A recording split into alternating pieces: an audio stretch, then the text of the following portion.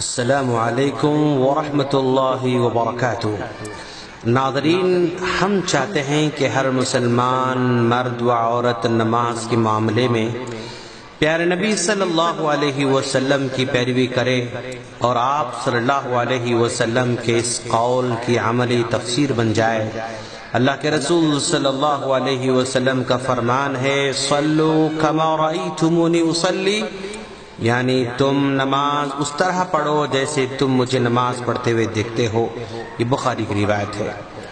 تو چلیے ہم نماز کا طریقہ آپ کو سمجھانے جا رہے ہیں، اس امید پر کہ انشاءاللہ آپ اپنے نماز کی اصلاح کر لیں گے اور سنت کے مطابق اپنے نماز کو بنانے کی حتی الامکان کوشش کریں گے۔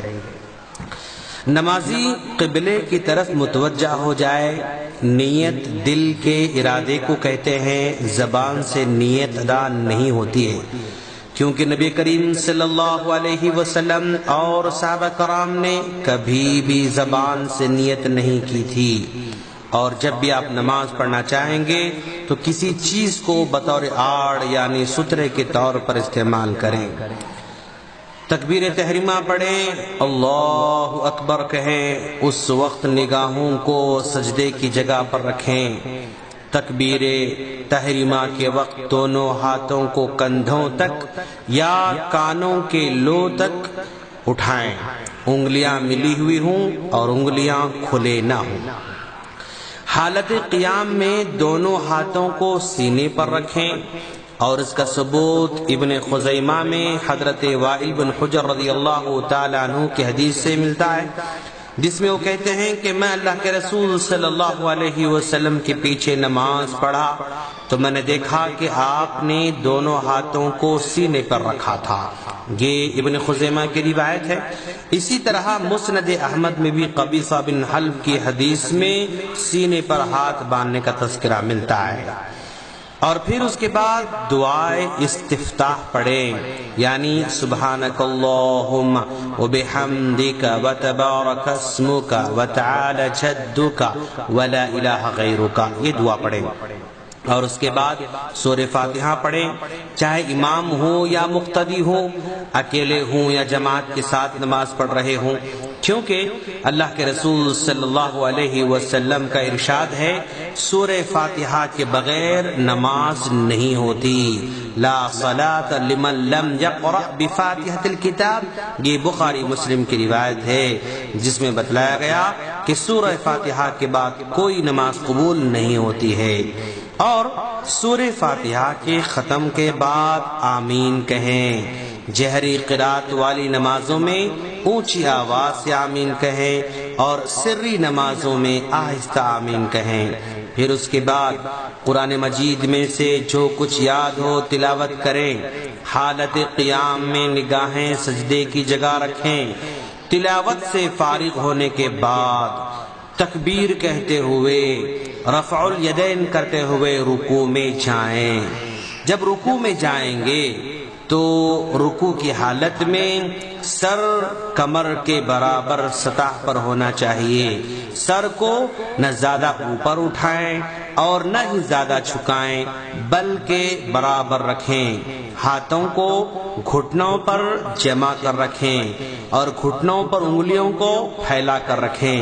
رکوع اطمینان سے ہو اور رکوع میں یہ دعا پڑھیں، سبحان ربی العظیم، اور اس دعا کو 3 مرتبہ یا 5 مرتبہ یا 7 مرتبہ اس انداز سے آپ پڑھیں۔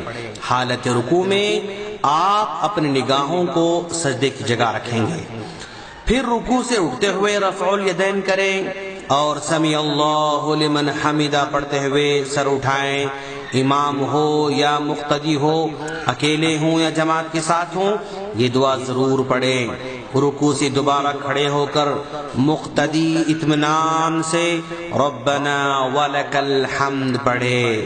پھر اطمینان سے تکبیر کہتے ہوئے سجدے میں جائے۔ سجدے میں جاتے ہوئے پہلے دونوں ہاتھوں کو زمین پر رکھیں اور بعد میں گھٹنوں کو رکھیں۔ ہاتھوں اور پاؤں کی انگلیاں حالت سجدے میں قبلہ رخ کریں اور سجدہ کرتے وقت جسم کی تمام 7 ہڈیوں والے اعضاء کو زمین پر رکھے۔ 7 اعضاء سے مراد پیشانی، ناک، دونوں ہاتھ، دونوں گھٹنے اور دونوں پاؤں، یہ پورے کی پورے زمین پر ہونا چاہیے۔ سجدے کی حالت میں کوہنیوں کو زمین پر نہ رکھیں اور نہ اپنے جسم سے چمٹائے رکھیں، بلکہ ہاتھوں کو تھوڑا سا اپنے جسم سے الگ رکھیں۔ سجدے کی حالت میں ایڑیوں کو ملائے رکھنا چاہیے۔ حالت سجدہ میں آپ سبحان ربی الاعلی یہ 3 مرتبہ، 5 مرتبہ یا 7 مرتبہ اسی انداز سے پڑھیں۔ پھر اللہ اکبر کہتے ہوئے سجدے سے سر اٹھائیں۔ جب سجدے سے سر اٹھا کر آپ بیٹھیں گے تو بائیں پاؤں کو زمین پر بچھا کر اس پر بیٹھیں، دائیں پاؤں کو کھڑا رکھیں اور اپنے دونوں ہاتھوں کو رانوں اور گھٹنوں پر رکھیں۔ اپنے دونوں پیروں پر نہ بیٹھیں اور نہ ہی دونوں پیروں کو پھیلا کر زمین پر بیٹھیں، اور اطمینان سے دعا مانگیں، رب اغفر لی، رب اغفر لی، اللہم اغفر لی وارحمنی واہدنی واجبرنی وعافنی وارزقنی وارفعنی، یہ دعا پڑھیں۔ جب آپ بیٹھیں گے تو ایسے بیٹھیں کہ جسم کی ہر ہڈی اپنے اپنے مقام پر آ جائے، اطمینان کے ساتھ بیٹھیں اور یہ دعا پڑھیں۔ پھر اللہ اکبر کہتے ہوئے دوسرا سجدہ بھی پہلے سجدے کی طرح کریں اور سجدے میں سجدے کی دعا پڑھیں، اور اب سجدے سے سر اٹھائیں۔ دوسری رکعت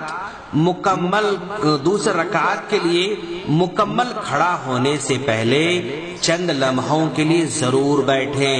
اس کو جلسہ استراحت کہا جاتا ہے۔ یہ بیٹھنا مستحب ہے، اور دوسری رکعت کے لیے کھڑے ہو جائیں۔ زمین پر ہاتھوں کو ٹیک لگا کر کھڑا ہونا مسنون ہے۔ پھر اسی طرح دوسری رکعت پڑھیں۔ اگر مقتدی ہو تو امام سے سبقت نہ لے جائے، کیونکہ نبی کریم صلی اللہ علیہ وسلم نے اپنی امت کو اس طرح آگے آگے کرنے سے منع کیا ہے۔ سنت یہ ہے کہ مقتدی امام کے نقش قدم پر پیچھے پیچھے چلتا رہے، کیونکہ اللہ کے رسول صلی اللہ علیہ وسلم نے فرمایا، امام کو بنایا ہی اسی لیے گیا ہے تاکہ تم اس کی اقتداء کرو، امام سے اختلاف نہ کرو۔ جب وہ تکبیر کہے اس کے بعد تکبیر کہو، جب وہ رکوع کرے تو اس کے بعد رکوع کرو، جب امام سمع اللہ لمن حمدہ کہے تم ربنا ولک الحمد کہو۔ سجدے میں اسی طرح امام کے بعد کرو، یہ بخاری کی روایت ہے۔ اب دوسری رکعت کے لیے کھڑا ہو جائے، جس طرح پہلی رکعت پڑھی تھی دوسری بھی ویسے ہی ادا کرے۔ 2 رکعت کے بعد تشہد کا مرحلہ ہوگا۔ تشہد کا طریقہ یہ ہے کہ دوسرے سجدے کے بعد اس طرح بیٹھا جائے کہ دائیں پاؤں کو زمین پر کھڑا کریں، بائیں پاؤں کو بچھائیں، دائیں ہاتھ کی سیدھی ران پر رکھیں اور بائیں ہاتھ کو بائیں ران پر رکھیں۔ شہادت کی انگلی کو کھول کر باقی تمام انگلیوں کو بند کریں۔ اس شہادت کی انگلی کو دعا مانگتے وقت ہلکا سا اشارہ کرتے رہیں۔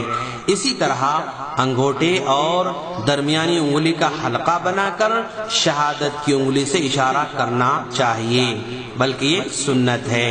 پھر تشہد پڑھیں۔ اگر 4 رکعت والی نماز ہو تو آخری تشہد میں بائیں پیر کو دائیں پیر کے نیچے سے باہر نکالیں اور زمین پر بیٹھ جائیں، اور دائیں پیر کو کھڑا کریں، انگلیاں قبلہ رخ رکھیں۔ پھر آخر میں دائیں اور بائیں سلام پھیرتے ہوئے السلام علیکم ورحمۃ اللہ کہیں۔ ہم اللہ سے دعا کرتے ہیں کہ باری تعالیٰ تو ہم تمام کو سنت کے مطابق نماز پڑھنے کی توفیق عطا فرما اور ہمارے ٹوٹے پھوٹے عمل کو قبول فرما، آمین۔ ناظرین، اگر آپ کو ہماری آڈیوز ویڈیوز ڈائریکٹ چاہیے تو ہمارے اس نمبر پر ریکویسٹ بھیجیں۔